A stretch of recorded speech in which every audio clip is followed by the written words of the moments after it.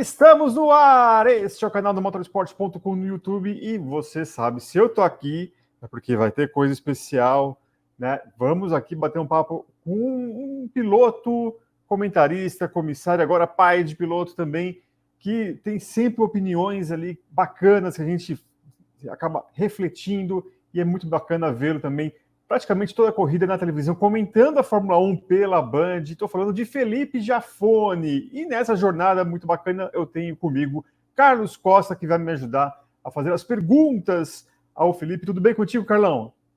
Salve, Eric. Salve, galera que está nos assistindo. Especialmente um salve ao Felipe Jafone, que vai nos dar a honra aqui de ter essa oportunidade de bater esse papo com ele. Sempre interessante trocar essas figurinhas com o Jafone sobre Fórmula 1 e tantas outras coisas.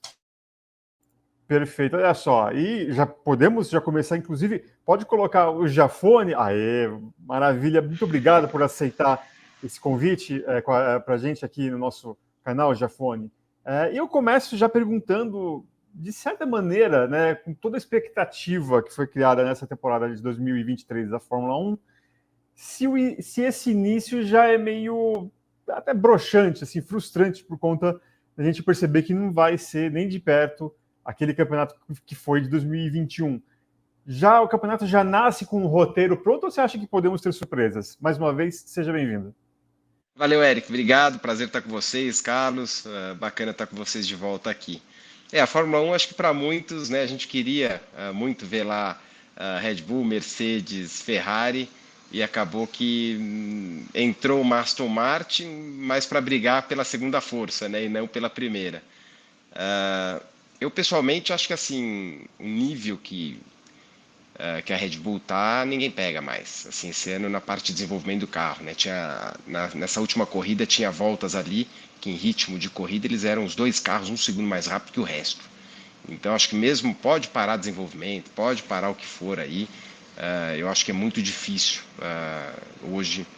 E ainda mais com esse cost cap, né? Vamos lembrar, o cost cap, que é o teto orçamentário, ele veio para ajudar, mas numa situação dessa atrapalha, porque eles não têm nem o dinheiro para poder né, dar esse passo para frente aí e ter essa vantagem em cima da Red Bull. Tem o lance do túnel de vento, tem o lance, né, que eles vão ter menos tempo, né, de desenvolvimento, que vai começar do meio do ano para frente, mas eu acho que eles estão muito à frente, né? Eles têm um pulo do gato grande aí.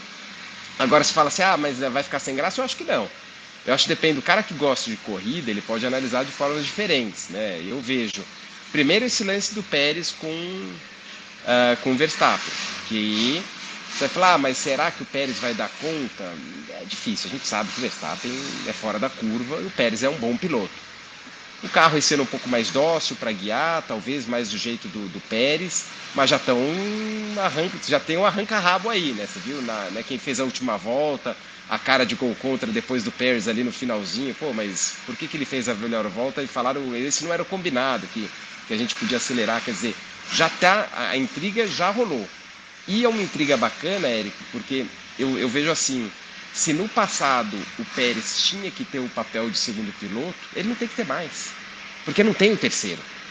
Se a equipe fala, tira o pé pro Verstappen, tem que tirar nada, porque ele tem que ir lá e ganhar a corrida, e o Verstappen sabe disso.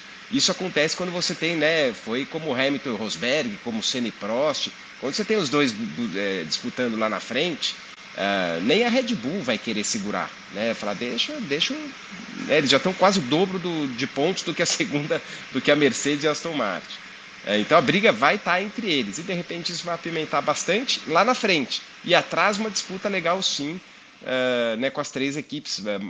Aston Martin entrando, tá muito legal ver o Alonso lá, né, com a Mercedes, Ferrari, tudo muito parecido. Então acho que é um campeonato que, apesar dos pesares aí, a gente vai ter coisa boa para contar. Interessante essa sua resposta, Jafone. Daqui a pouco a gente entra mais especificamente em Aston, Mercedes, Ferrari e tudo mais. Só que me parece que há um fator novo aí nessa briga interna, digamos, da Red Bull entre Verstappen e Pérez, que é justamente a ausência, se é que a gente pode chamar dessa forma, das outras equipes. Ao passo que em 2021 o Pérez era claramente um segundão, né? Primeiro ano no time e tudo mais, a Mercedes ainda é muito forte. E em 2022 a gente tinha Leclerc e Ferrari em tese na briga ali com o Verstappen. Agora em 2023 não há isso, né? E você bem colocou, se a Red Bull segurar muito os dois, vai ficar até ruim para a equipe, né? Aquele famoso pega mal. Eu queria te perguntar o quanto que isso eventualmente, no fim das contas, não vai ser positivo para o campeonato, porque se a gente olhar o delta de pontuação entre os dois, você, via de regra, não vai mais ter ali 1 ou 2 carros entre Verstappen e Pérez, como acontecia até o ano passado. Então, não sei se você acha que isso pode prolongar a briga pelo título. Acho que o Max é campeão, mas talvez não com o grau de antecipação que a gente viu no ano passado. E aí entra aquelas coisas aleatórias do automobilismo, que você conhece melhor do que nós, né, Jafone? Um carro quebra, como aconteceu no quali para o Max lá na Arábia Saudita, enfim, punições, chuva, estratégia que acaba acontecendo de uma maneira não tão ideal, quanto que isso eventualmente pode prolongar a briga entre Pérez e Verstappen pelo título, Jafone? Eu acho que precisa isso aí, né, Carlos? Assim, sendo bem pé no chão, para o Pérez fazer frente para o Verstappen, ele vai precisar contar com uma sortezinha aí de uma quebra do Verstappen, como aconteceu na última corrida. Ele se dá bem nas corridas de rua. Acho que o estilo do Pérez é meio louco falar isso, mas a, a prova de rua não exige tanta finesse do piloto. Isso aí vai até contra. Você fala, pô, mas tem muro de tudo que é lado, assim. Eu acho que a grande diferença do Max para os companheiros de equipe lá no passado é quando você vai para autódromo, aqueles puros rápidos, que você vê a mão dele mexendo, é quase nada. Assim, o Verstappen é um cara que ele guia sem mexer, ele vira desenhando, assim, então ele consegue ter um carro muito agressivo de entrada, de curva rápida, e carregar essa velocidade, enquanto você vê a mão do Pérez mexe muito mais, né? E é difícil, falo isso porque eu era quando eu era piloto vai a nível, vai de Indy, eu era um cara que mexia muito a mão, e era um problema para mim, eu sabia disso. E hoje eu consigo ver isso facilmente né, no onboard e tudo. O circuito de rua dá uma mascarada, às vezes, numa situação dessa. Então, eu acredito que o Pérez ele tem que jogar no emocional. Ele sabe que assim hoje o Verstappen tem uma preocupação só, é o Pérez, porque ele sabe que vai ser entre ele e o Pérez. E o Pérez vai ter que ser assim, falar, então agora vamos jogar duro. Eu acredito muito numa Red Bull deixando o pau comer mesmo, porque para a Red Bull, vamos falar, ela não quer ter um cara que manda e desmanda na equipe. Já teve, né? O Verstappen sempre vai lá e né, dá uma paulada na Red Bull no sentido, quanto que é para eu virar? Essa última corrida mesmo, é para eu virar quanto? Tanto, mas quanto que vai virar? Quanto que é melhor volta? Não precisamos para isso. Ele falou, mas eu quero saber. Então, assim, o Verstappen ele tem isso aí. E para uma equipe, obviamente, quando você tem só um cara que ganha, só um cara que guia o carro dessa equipe, que é o caso do Verstappen, que até agora, você vai pagar o que o cara quer, você fica na mão do cara. Fala, pô, a gente sempre põe o segundo piloto que não faz frente para ninguém. Só esse cara guia nosso carro. Então, assim, eu acho que é muito de interesse da Red Bull, não de atrapalhar a vida do Verstappen de jeito nenhum, mas de dar as mesmas condições para um outro piloto para fazer frente. Porque, de repente, é bom para o outro piloto lá sentir também que ele não assim, não está isolado no mundo lá. É como a Mercedes, né, a Mercedes com o Russell, a mesma coisa na Ferrari, tudo bem, o Leclerc eu acho que é melhor, mas se olha a pontuação, só está na frente. Então a Red Bull ela precisa caçar esse piloto para ela poder estar né, competitivo sempre com os dois. Mas, Jafone, pegando como gancho essa sua última resposta, como é que você avalia, por exemplo, a resposta do Verstappen depois do GP da Arábia Saudita, em que ele disse que não está ali para ser segundo? Ele não está sendo um pouco agressivo demais no discurso, se é que a gente pode falar dessa forma? Tudo bem, a gente conhece ele, sabe que ele é aquele competidor raiz que não quer deixar nenhuma oportunidade passar, mas isso não tem o potencial de criar um climinha chato ali dentro, Jafone? Ele não é um cara de fazer amigos, né? O Verstappen ele tem esse jeito dele, e eu acho que é muito bom para a Fórmula 1. Eu acho que é até legal quando ele fala essas coisas aí, porque você cria, né, um lance de. Agora ele olha pro Pérez como se fosse uma pedra, né? Tipo, quem é você? Você nunca tive companheiro de equipe. O que você está fazendo aqui, né? O primeiro sou eu. Então, assim, seria muito legal também você ver pela primeira vez, depois né, que ele começa a dominar a Red Bull, tem um piloto que fala assim, não, ó, tô na frente. É igual o Sainz lá, dá uma zebrinha junto com o Leclerc, que acontece uma coisa ou outra, ele tá na frente. E para ver até como ele vai reagir, que eu acho que vai sair uma faísca que isso vai deixar o campeonato. Não tô, assim, eu gosto muito do Verstappen porque ele guia demais. Não gosto das palavras, não é o meu estilo, né, das palavras agressivas dele. Eu acho que quando você tem essas palavras, assim, você tem que ir lá e fazer o que ele tem feito, né, andar muito. Porque a partir da hora que você começa a decepcionar, tudo que você fala começa a, né, cair no pé e arder, porque, né, o pessoal não guarda. Né? Dá uma sequência aí de ele começa, dá uma zebra daqui, uma ali, o Pérez começa a ganhar, e pode dar um desespero que a gente nunca viu ele passar por isso. Não acho, tá? Acho que ele é um cara extremamente bom, esse cara que ganhou, foi primeiro campeonato, aquele, né, o campeonato meio contraditório lá, teve pressão em cima para ganhar o primeiro título em cima do Hamilton, que não tinha pressão, né, porque já era multicampeão, e foi lá e entregou, sem um erro no campeonato, praticamente. E o ano passado dominou. Então, assim, não, ele já passou por várias situações, né? Então, agora, talvez não tenha passado numa situação que o companheiro de equipe, essa é a terceira que a gente tem que testar, né? Dentro da equipe começa de uma certa forma a incomodar, porque ele começa a criar um terror dentro da equipe. Vamos lembrar do Alonso. O Alonso muito desperdiçou depois de ser várias vezes campeão do mundo por isso, por criar um clima ruim dentro da equipe. Só que hoje a Red Bull está na mão dele, né? Então tem que aguentar um pouquinho. Perfeito. E é legal o papo com o Giafone, que sempre tem um motorzão roncando ali. É trilha sonora perfeita. Trilha sonora perfeita. E é do meu caminhão, acabou de chegar aqui. A gente vai fazer a parte. Ele estava na RM lá na equipe do Renato e está aqui embaixo da minha sala. Está chegando. Maravilha. E aí, você falou do Alonso, o Felipe, e eu acho que é um capítulo muito bacana que está rolando até agora dentro desse campeonato. E dá para imaginar ele, o piloto e também a equipe, Fernando Alonso e Aston Martin, com um fôlego desse, brigando ali até o final do ano, ali, ficando à frente de Ferrari e Mercedes. Você imagina uma Aston Martin dessa forma até Abu Dhabi? Olha, Eric, eu acho que sim, viu? Eu acho que a Aston Martin ela veio para ficar, viu? Eles estão com um conceito bom. Se a gente pegar onde eles estavam nessa época do ano passado, né, eles estavam no limbo, assim, na lama, né? Assim, foi até o que puxou, né, foi quando o Vettel pensou e aposentou. Depois que ele falou que ia aposentar, a equipe começou a melhorar. E que até a própria equipe fala que o próprio Vettel tem muito a ver com o estudo, né? Que ele guiou muito o desenho desse carro novo, deu muito feedback para a evolução desse carro.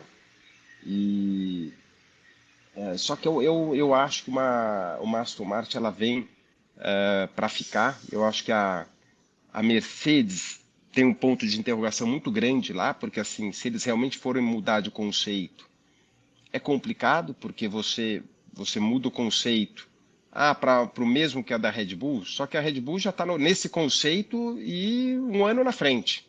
Então você sempre vai estar correndo atrás.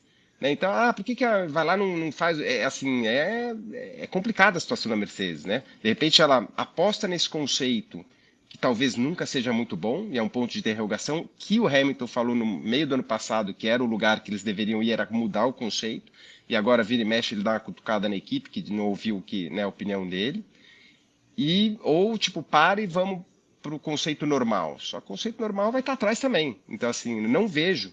A Mercedes ela se enfiou numa cilada aí mesmo, numa fria, né, num projeto super inovador, que eu acho que valeu, porque era um negócio esse Zero Pod, né, que é sem a lateral. Quem viu antes de andar falou, nossa, os caras vão atropelar todo mundo de novo. Mas não concretizou, né? Então eu acho que eles estão numa situação delicada aí. É interessante isso, Eric. Antes de você concluir, aproveitando só o gancho do Giafone, porque a situação da Mercedes ela é meio bizarra, né? O Felipe sabe, a ideia é levar um grande pacote de atualizações para as próximas etapas aí, Azerbaijão, Imola em especial, que é um carro 2.0, digamos, dessa Mercedes W14. Mas, Felipe, eu queria saber um pouco de você, se esse conflito de versões, digamos assim, acaba não mostrando que o time não sabe para onde ir. Porque a gente tem, por exemplo, o Andrew Chauvelin, chefe de engenharia de pista, falando que os dados de simulação são um pouco promissores. Aí, supostamente, tem aquele problema de correlação, que a gente sabe como é que é na Fórmula 1, que muitas vezes é tido até como uma desculpa das equipes para um rendimento não tão bom. Toto Wolff também, declarações um pouco dúbias, aí nesse meio tempo a gente tem o Hamilton como um grande protagonista de uma crise, eu acho que dá para chamar dessa forma, até pelo desempenho de pista da Mercedes. muito se especula se ele vai continuar ou não. Como é que você vê essa avaliação toda e o impacto no ambiente da equipe? Acho que seria um exercício de futurologia muito grande da nossa parte aqui, Giafone. Não sei se você concorda dizer o Hamilton vai aposentar, isso, aquilo, mas que o ambiente começa a ficar um pouco complicado para uma renovação contratual de um cara que é 7 vezes campeão do mundo e que talvez não queira esperar até 2026, quando a Fórmula 1 vai ter novas regras para ter um carro campeão de novo, e isso tem um impacto muito grande, né, Felipe? Sim, tem bastante. Eu acho que o Hamilton, talvez se ele soubesse, né, na fria que ele estaria entrando, talvez ele teria parado por ter dado um tempo igual ao Alonso aí depois para ver se voltava, né? Mas era promissor, né? Assim, era, né, o que a Mercedes, tudo que ela fez desde 2014, que ela vem atropelando todo mundo aí, então tudo indicava que eles iam continuar numa fase muito boa. Agora, não é normal a gente ver isso, né? Equipes do nada aparecerem, como aconteceu com a Brown lá atrás. Não é que aparece do nada. Lembra que teve um trabalho grande por detrás, né? Mais ou menos que a Aston Martin, né, vem fazendo. Putz, o que não é do nada que eles apareceram, né? Eles vêm já desenvolvendo um projeto muito grande. Então, é uma decepção a Mercedes, e a gente vê que às vezes, né, não é o dinheiro, né? Você faz um projeto de um carro, agora eles mais ou menos com o mesmo dinheiro, eles foram para o lado errado, vão precisar correr atrás. Então a Fórmula 1 talvez vai ter que se desdobrar mais, como o regulamento, quando eles fizeram esse carro, eles achavam que todos os carros iam ser muito parecidos. Quem faz a regra, né? Que você fala, não, vamos travar a regra assim, assim, assim, não tem muito para onde fugir. E ele mesmo, o pessoal, o próprio Ross Brown falou que a hora que ele começou a ver os carros, ele caiu para trás. Porque as equipes, né, quem faz a regra, você tem lá meia dúzia de engenheiro e quem desenvolve são mais de 1.000. Né, 1.000 cabeças pensando para onde dá para olhar aquele regulamento e dar uma desviada. O Ross Brown mesmo fez isso no passado muito bem. Então, só que daí num lance desse, acho que também vem a categoria para poder brecar de uma forma mais brusca para você não ter de novo um domínio por muitos anos de uma marca, né? Eu acho que isso faz parte e para mim está bem claro isso na nova cabeça do mundo da Fórmula 1 que eles não querem, né? Eles querem deixar o negócio mais igual. Mas voltando lá à tua pergunta, eu acho que o Hamilton pode repensar sim, né? Hoje ele tem um companheiro de equipe que está muito forte. Você quando passa, né, quando você é um piloto que já ganhou tudo que ele ganhou e de repente vem um moleque que está assim na animação 1.000, a animação do Hamilton é zero, né? Agora ir para a pista e falar, putz, vou. Então assim, você acaba deixando a desejar. O próprio Alonso agora, você vê o que ele reacendeu, né? O Alonso, isso aconteceu com todos. Se a gente for voltar até Senna, lembra aquela época de Senna na McLaren, que o carro não era bom, que às vezes até o Berger andava na frente dele? Largou uma corrida ou outra na frente dele, que ele vinha para São Paulo, voltava para lá, chegava de última hora, em cima da corrida, estava de saco cheio. Né? E o piloto, depois você passa de um nível lá, o Hamilton não deve estar na maior animação. É muito difícil você manter aquela empolgação. Eu acho que isso é normal com qualquer um. Né? Depois Schumacher, depois quando voltou também, se eu não me engano com o Rosberg, foi isso, tomou uma canseira também. E, então, eu acho que isso faz parte aí do mundo dos pilotos. Aí. Você não acha que talvez até seria mais interessante, ao invés de pensar numa aposentadoria, né, talvez novos ares, você como piloto, cabeça de piloto, né, o que deve estar passando pela cabeça? O que eu vou fazer? Né, porque eu acredito muito quando Hamilton fala que ele tem a motivação de correr, de fazer alguma coisa e tal. Será que ele realmente deve estar pensando melhor eu mudar de equipe, tentar a sorte numa equipe, ou você acha que ele deve estar pensando do jeito que a gente conhece ele, assim, realmente entre ou é Mercedes ou não é nada, ou eu vou fazer outras coisas fora da vida de piloto de Fórmula 1?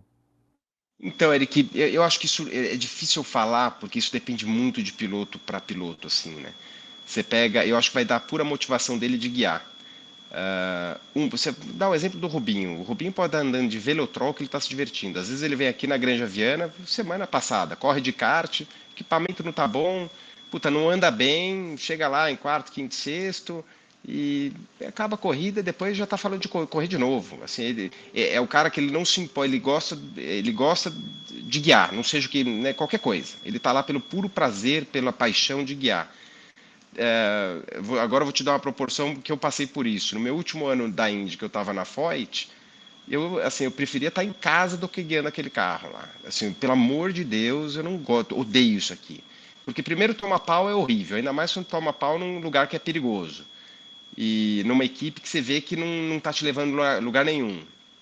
Né? E assim, assim, eu tinha certeza que qualquer moleque da Indy Light que sentasse lá no meu banco ia virar mais rápido que eu naquele momento. Porque a motivação acabou, acabou. Tanto que eu fechei minhas coisas nos Estados Unidos, nunca mais procurei a Indy na minha vida, porque eu falei, eu não quero mais isso para mim. Mas na época que eu estava bem, em 2002, que cheguei em quarto campeonato, ganhei a corrida, tava no auge, assim, nossa, isso aqui.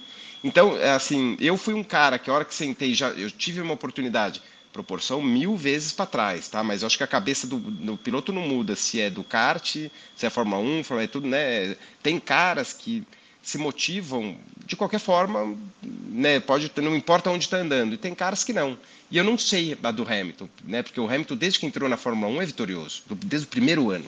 Ele chegou batendo roda com o Alonso na mesma equipe e fazendo frente. Como é que é o Hamilton tomando pau? Como é que é o Hamilton andando lá atrás? A gente está descobrindo, né? Vamos descobrir no final desse ano aqui, né? Como é que ele se reage. Que o cara é um baita piloto, que é fora da curva, que é. Isso aí a gente sabe. Mas como ele reage numa situação dessa, né? A gente viu o próprio Vettel, né? Muito bem ganhando 4 campeonatos seguidos, não, o cara é o cara, mas depois chegou um Leclerc lá, depois de uns anos, pegou ele e já pegou de surpresa e deu uma surra nele, deu um esquenta nele. Então é difícil falar, acho que vai muito do momento.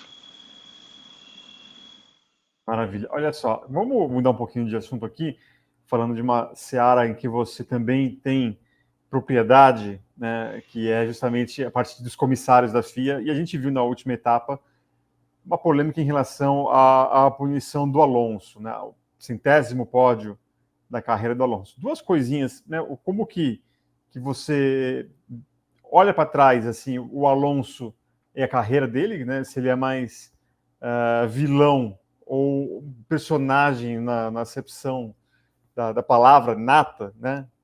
E também o que justificaria tanta demora, tanta ali dentro da salinha ali, ou das salinhas, né? Porque a gente bateu um papo com o Bernold na semana passada, ele falou como é hoje, o diretor de prova fica num local separado, enfim. Né? Duas coisas.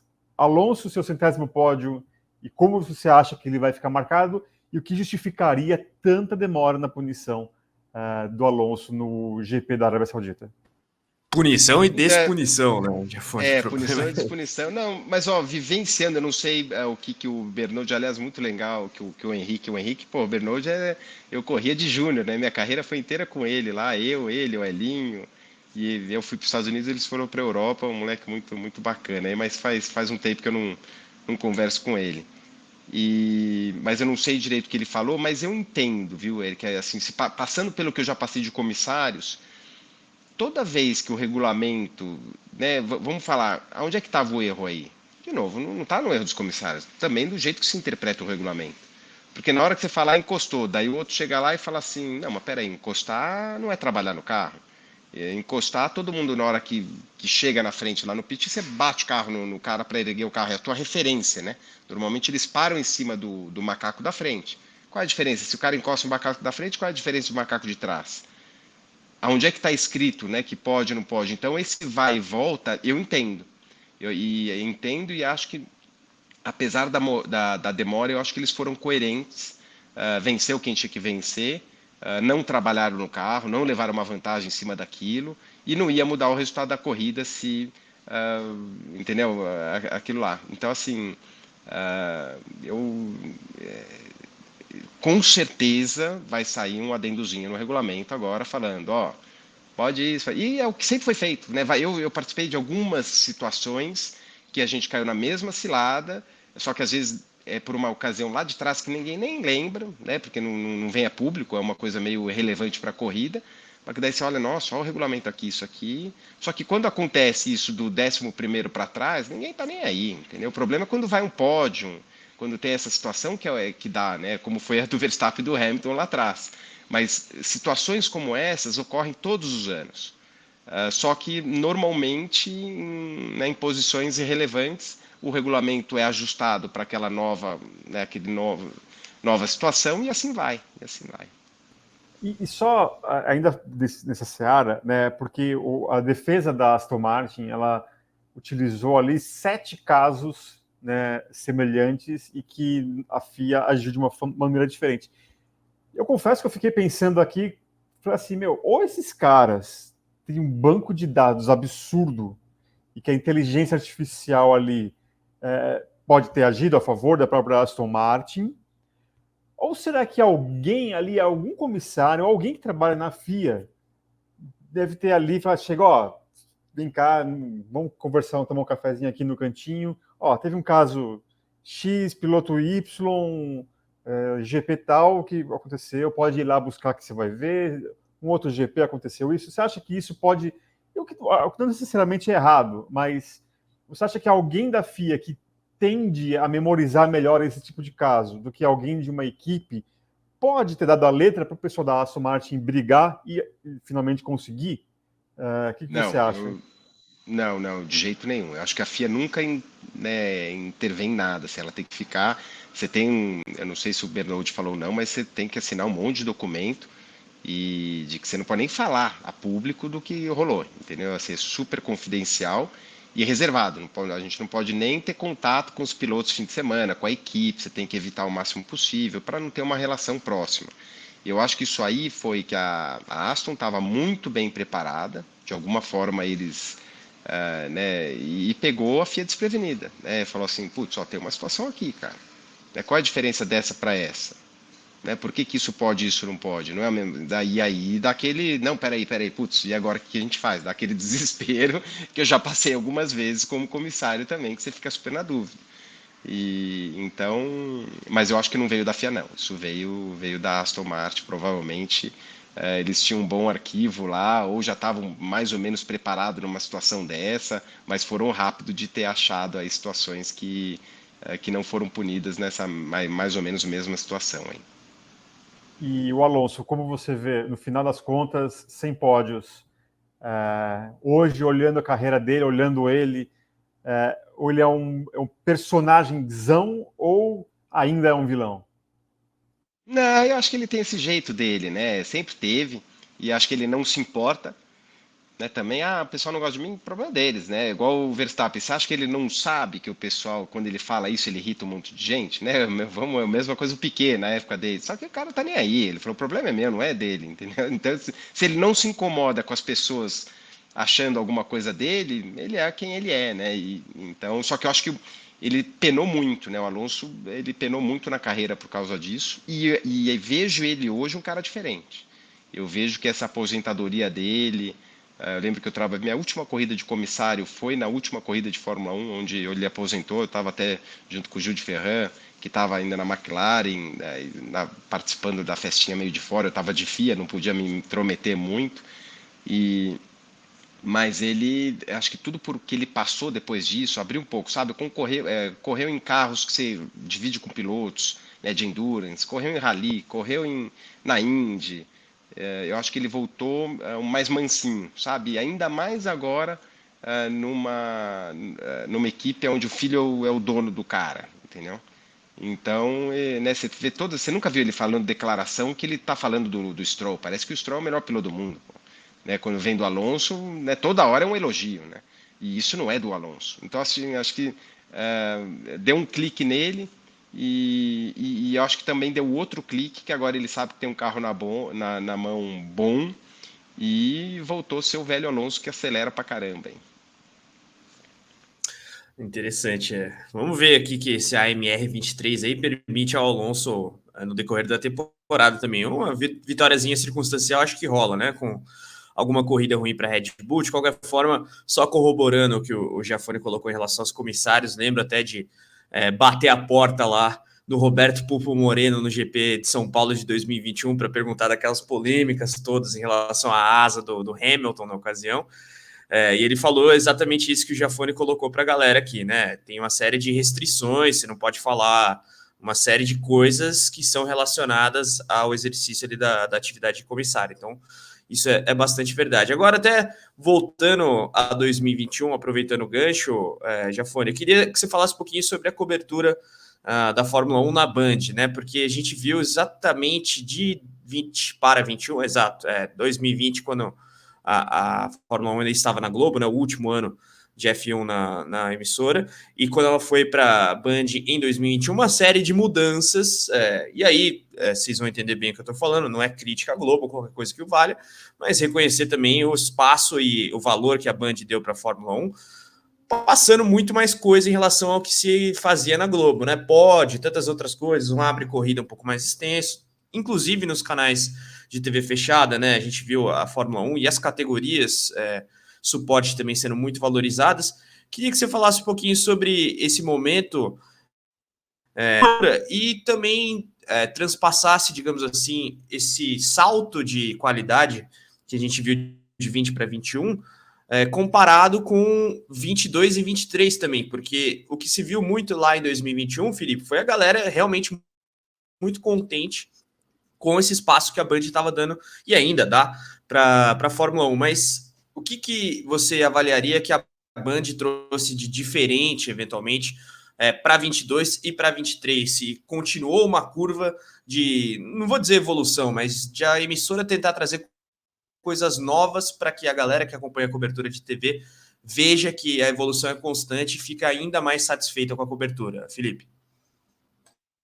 Então, Carlos, eu acho que assim, a Band, primeiro ela vivenciou uma, né, assim, ter a Fórmula 1 para ela era né, ela voltou seu canal de esporte, né, ela voltou puxando todo esse lado e pegou a Fórmula 1 e usou e abusou dela, né, assim, com tudo que a Globo, eu acho que dá para entender o que estava na Globo, né, a Fórmula 1, o que ela já foi no Brasil para a Globo, né? Época de Senna, Piquet, pegou tudo, né? Pegou a melhor fase. De repente não tem mais brasileira, de repente não sei o quê, de repente é normal que ela desanima, né? Guardadas as proporções, a própria Band com a Indy teve seus anos de cobertura espetacular, que eu participei, e outros que não tinham patrocínio, não tinham empolgação, não tinham as vendas finalizadas, e simplesmente era uma transmissão mais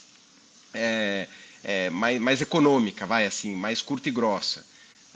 E isso é super, né, dá para entender dos dois lados, né? Uma Globo desanimada, a gente estava falando do piloto, né, da equipe nova, né? A mesma coisa, né?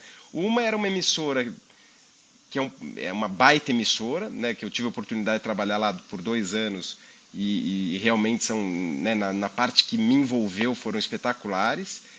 E só que de repente com uma Fórmula 1 que para eles não davam mais valor porque talvez já tinha sido, né, tudo que eles não achavam que a Fórmula 1 de repente ia, né, voltar a ser o que era. E depois uma Band de repente pega esse mesmo produto, dá uma envelopada nele e nem brasileiro tem e parece que tem brasileiro, que o pessoal está curtindo demais, né, assim.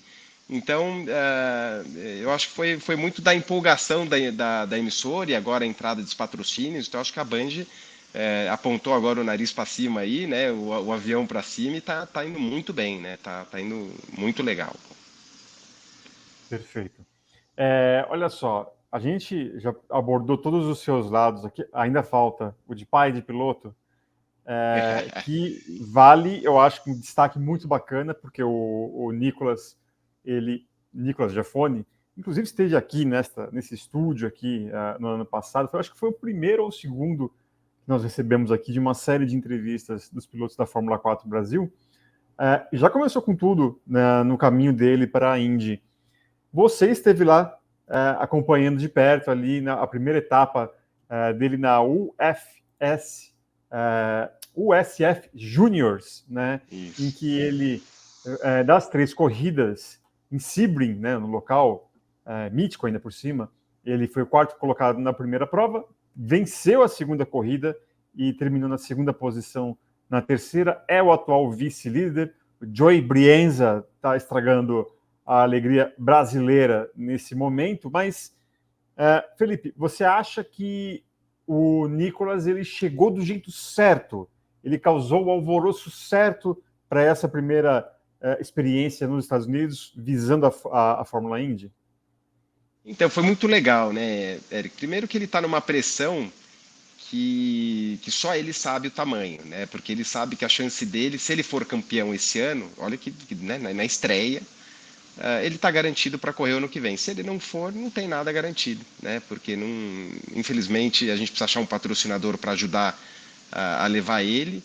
Então eu falei, cara, desculpa até falar, mas é uma pressão que você vai ter pro resto da vida se você for piloto, né? Então, se ele performar, ele continua. Se ele não performar, né, ele está numa equipe boa, são duas grandes equipes, só que cada equipe tem 4 pilotos, quer dizer, ele está concorrendo contra 8 de duas grandes equipes, fora outras equipes que também, um pouco menor, mas boas equipes também.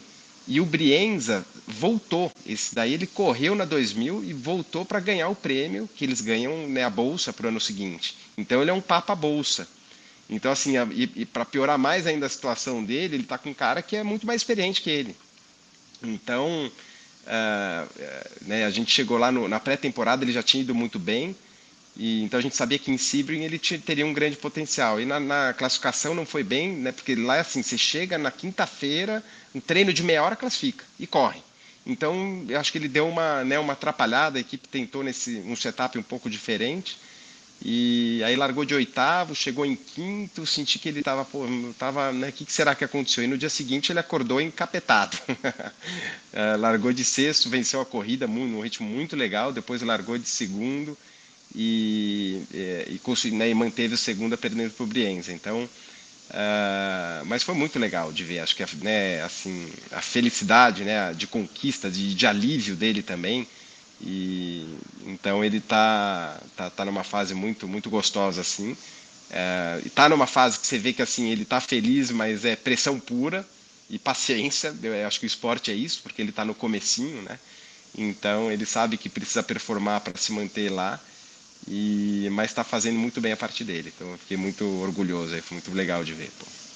Os americanos gostaram de ver você trazendo o filho aí, acelerando tudo. Como é que foi essa receptividade ali com a família Foi, Giafone agora? foi engraçado que um jornalista perguntou no pódio ali, ele falou, Felipe, esse é o filho que você estava no Baby R Us quando em 2006 o AJ Foyt te ligou para você guiar o carro, que teve essa história que, né, eu guiei o carro de uma hora para outra, acho que eu já contei aqui também. E eu estava comprando, né, o Nick tinha 6 meses de idade, eu estava no Baby R Us lá comprando porcaria lá para ele, mamadeira, essas coisas com a minha mulher. E quando eu recebi, eu falei, você vê como a gente tá ficando velho, né? Agora, desse dia que você lembrou, hoje ele tá aqui, né? Então tem sim, o pessoal, revi muita gente, nunca, né, fazia alguns anos aí que não ia para os Estados Unidos nessa parte de corrida e acabei revendo muita gente antiga e foi muito legal. Só lembrando que o SF Juniors, né, é o primeiro degrau ali do caminho Road to Indy, né? Depois tem a USF 2000, a USF Pro 2000, e aí a Indy Next, que agora era antiga Indy Lights, agora se chama Indy Next, antes da gente se deparar com a IndyCar, inclusive com as 500 milhas de Indianápolis e todo o campeonato que vocês já conhecem. Eu desejo aqui, em nome do motorsport.com, uma melhor sorte ao Nick Giafone, passe isso a ele, e agradecer a você, Felipe, mais uma vez, atendendo a gente aqui, para falar dos seus conhecimentos, de tudo quanto é canto ali, do conceito de tudo ali, de todo o âmbito do automobilismo, mais uma vez, e sempre muito bacana bater um papo contigo. Muito obrigado. Valeu, Eric, valeu, Carlos, obrigado vocês. A próxima vez, deixa eu ver se ele tá aqui, eu vou mostrar para vocês. Opa! Aqui, chegou ali, ó. Olha ele aí. Olha só que maravilha. A próxima vez a gente pode falar um pouquinho dele também, um projeto bacana aí. Vamos falar. Mas obrigado aí pela atenção. Agora a gente está aqui fazendo a parte elétrica dele, de baterias. Eu tava no vídeo do caminhão e ficou bonitão. Ficou um projeto, tô bem animado, projeto novo, aí uma hora a gente troca uma ideia dele, é muito bacana também. Perfeito. Carlos Costa, obrigado mais uma vez, nos vemos em breve. Valeu, tchau, um abraço. Valeu, Eric, valeu, Felipe, e até a próxima. E você que acompanhou a gente, muito obrigado mais uma vez. Lembrando que você pode acompanhar o motorsport.com nas redes sociais, estamos nas principais delas, e você também pode ouvir o nosso podcast do motorsport.com. Esse papo aqui vai virar podcast, então você também não perde por esperar, além de baixar o aplicativo do motorsport.com, independentemente do sistema, se for iOS ou também Android. Voltaremos em uma próxima. Até lá. Tchau, tchau.